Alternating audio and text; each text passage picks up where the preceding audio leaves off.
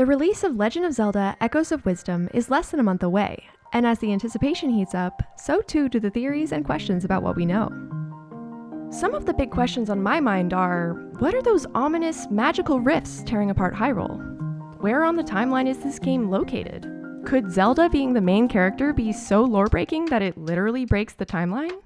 Almost certainly not, but in this video, we're going to take a look at some of those timeline questions and dig into what it all means. Let's start with a quick introduction to Zelda timeline theory in case you're unfamiliar. The Zelda timeline is a tricky subject, one that I'm no expert in, and one that's hotly debated.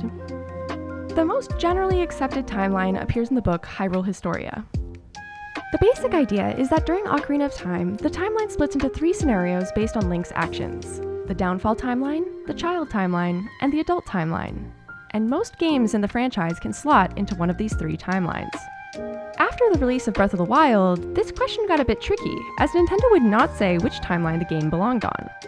However, in Breath of the Wild and Tears of the Kingdom, you can find elements from all the previous games from all the different timelines, sparking the idea of a convergence theory. That is, somehow, the 3 timelines merge together to form the timeline we see during the era of the Wilds.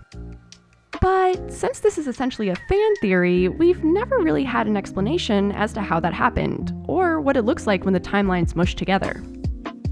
One would assume it would be a somewhat cataclysmic event, maybe something that would rip open space itself?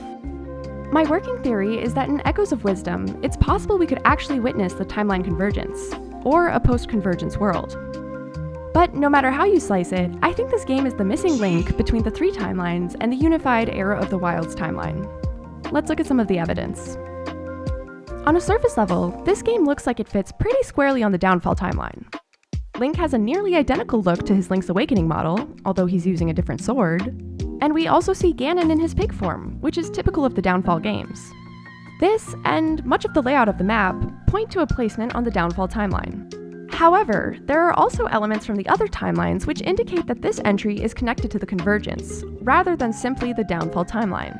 Like Breath of the Wild, which is set after the merging of the timelines, there are many elements from many different games across the timelines in Echoes of Wisdom. Some elements that evoke the Era of the Wilds include the Faron wetlands, a Gerudo village population who looks like the art style of Breath of the Wild, and a boat-based town that was reminiscent of Lurelin Village. We see the Gorons have their rock roast, which was only seen in Breath of the Wild, or arguably also in Majora's Mask. The Gorons themselves do not appear on the Downfall timeline, except in the Oracle's games, which I'm not counting since they're not set in Hyrule, so are arguably drawn from the Child and Adult timelines. The Zora we see in the trailer are interesting, as we see both Sea and River Zora. Since the evolution of the Zora is so complicated, I gave them their own timeline. As you can see, we primarily see Sea Zora in the Adult and Child timelines and River Zora in the Downfall timeline. The River Zora are typically described as having devolved into monsters, although there are a few exceptions. The only previous occasion in the timeline that we saw the River and Sea Zora in the same game was in the Oracle's games, but again, as those aren't set in Hyrule, I'm setting them aside for now. It has been speculated that Lady Yona in Tears of the Kingdom was a River Zora, and represents an alliance between the 2 Zora peoples. That got me wondering, perhaps the conflict that we see in Echoes of Wisdom will be the first in a tradition that leads to Yona and Sidon's union. We also see some other elements from the Child timeline, like Bombfish from Twilight Princess and Deku Scrubs, last seen in the Minish Cap. And that's just what we've seen in the trailers so far. I have a feeling there's more to come. Could we see the Rito or other components from the Adult timeline here?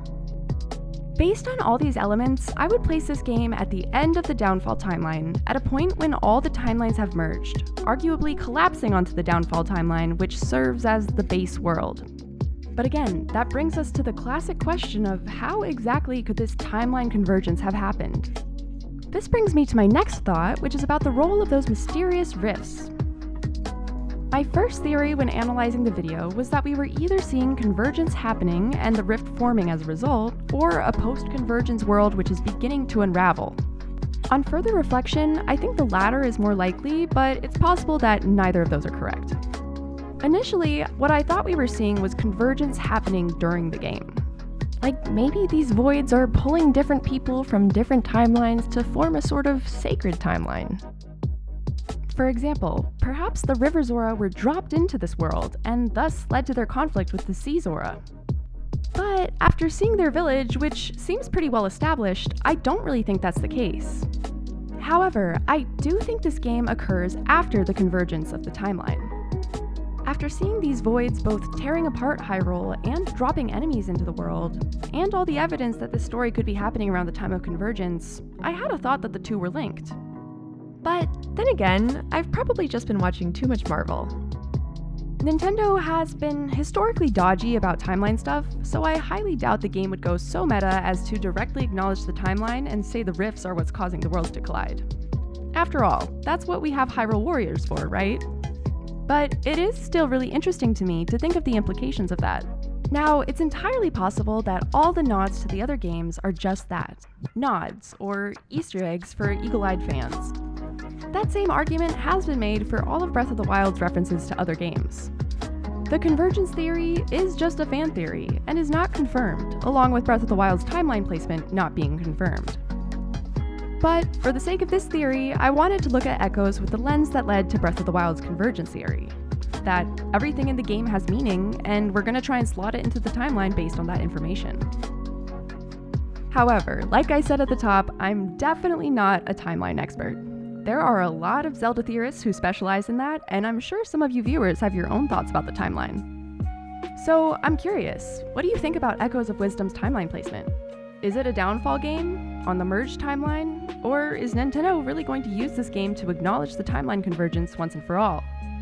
Let me know your thoughts in the comments, and if you like this video, please feel free to subscribe.